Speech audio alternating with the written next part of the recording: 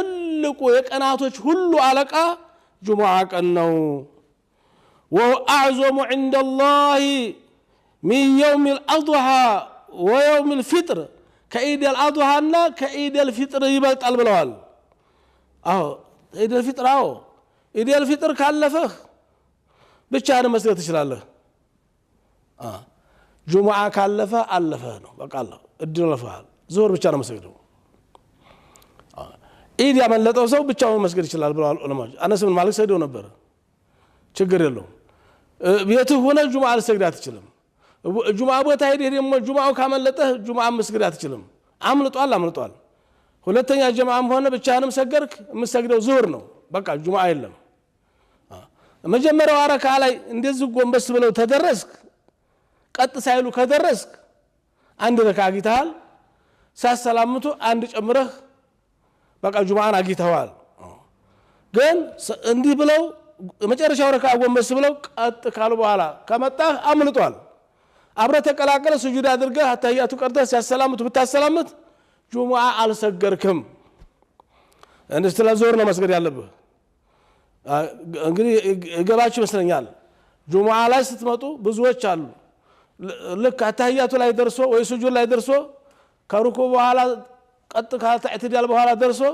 ታዲያብልቆ ሲያሰላምቱ ስላሰላመተ ብቻ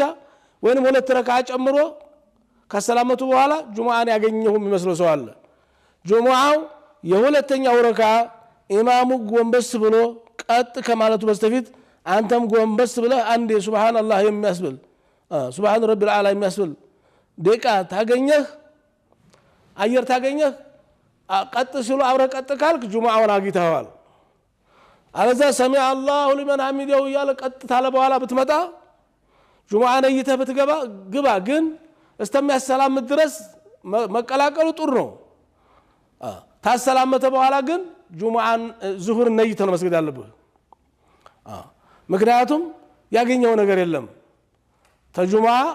ያገኘው ነገር የለምና ያችን በመቀላቀል አጅር ታገኝ ይሆናል ጁሙዓን ግን አታገኝም ስለዚህ ጁሙዓ ምን ሄር ሰዎች ጁሙዓ ማግኘታችንና ማጣታችንን የምናቀው እንዴት ነው በዚህ መልኩ ነው እና